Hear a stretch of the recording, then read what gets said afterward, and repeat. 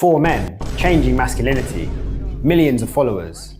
But I'm not talking about these lot. We've got used to hearing all about the Manosphere and how its influencers are infiltrating the algorithms of lost young boys. But it's worth paying attention to the influential men who are instead using their platforms to drive solutions on our television screens. Last year, conversations about masculinity and violence were beamed into our living rooms like never before. In January 2025, Idris Elba released Our Knife Crime Crisis, a BBC documentary unpacking the realities of knife crime and how we can break its cycle. 2 months later, Stephen Graham, Jack Thorne and Ashley Walters came together to explore the rise of violence against women and girls for the award-winning Netflix hit, Adolescence. 6 days after that, Gareth Southgate railed against the callous role models stealing the attention of isolated young men tucked away in their bedrooms. Young men are suffering. I recently became a father, so I've been thinking a lot about how to set an example for my baby son. Days after my wife and I arrived home from hospital, Louis Theroux's documentary, Inside the Manosphere, happened to drop onto Netflix. I normally train a little bit earlier in the day. I like to start my day off